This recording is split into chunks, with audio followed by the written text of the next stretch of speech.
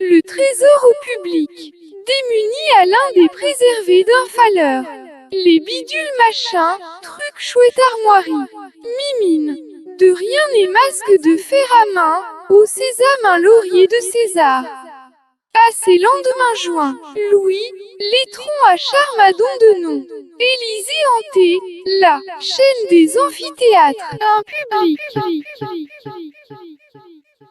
J'avais écrit un livre sur Jésus qui était très centré sur les sources, sur les textes que l'on avait, et je m'étais rendu compte que les sources sont toutes postérieures à Jésus. Et en fait, les sources sont contemporaines de Pierre, Paul, Jacques, enfin c'est Pierre, Paul, Jacques qui sont contemporains de ces sources. C'est-à-dire que étudier Jésus sans parler de cette période-là et des personnes qui ont vécu à cette période-là, c'était impossible.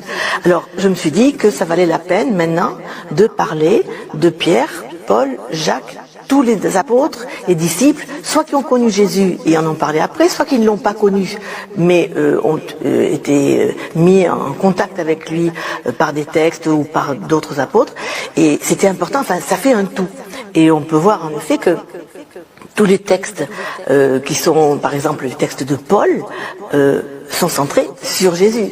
Les textes de Pierre, alors ce ne sont pas des textes de Pierre, mais les textes sur Pierre sont centrés sur Jésus. On peut même voir dans mon livre que tous les textes qui parlent de Pierre ne parlent de Pierre qu'à propos de Jésus. Ils ne parlent pas à propos d'autre chose. Jacques, le frère du Seigneur, était aussi lié à Jésus. Donc, c'est Jésus qui reste le centre. Et on a un petit peu une constellation autour de Jésus. Et cette constellation a écrit ou a vécu entre, disons, les années 40 et la fin du 1er siècle, et même encore un petit peu après. Et c'est à cette période-là que je me suis intéressée. C'était les hommes qui ont été un petit peu tête de proue de ce christianisme. Mais il y a beaucoup de gens qui s'y intéressent sans être chrétiens. Alors soit quelques-uns qui sont opposés, en pensant qu'on leur raconte des fables, d'autres qui sont tout simplement curieux. Et je crois que c'est très important de montrer qu'on peut étudier les sources du christianisme de façon historique, j'allais dire scientifique, au sens sciences humaines.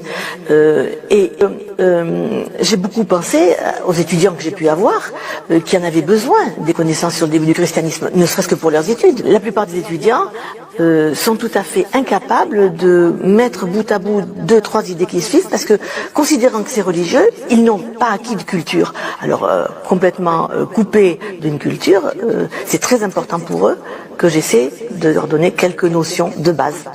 Dans mon esprit, Pierre, Paul, Jacques sont des personnages très importants, mais ils sont, à l'origine, ils sont un petit peu les têtes de proue de communautés.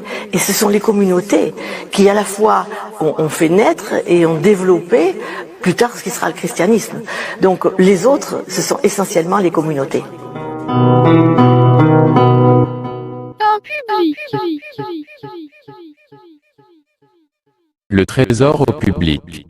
Démuni Alain des préservés d'un faleur, les bidules machin truc chouette armoirie mine de rien et masque de fer à main au sésame un laurier de César à ses lendemains juin Louis l'étron à Charmadon de nom Élysée hanté la chaîne des amphithéâtres.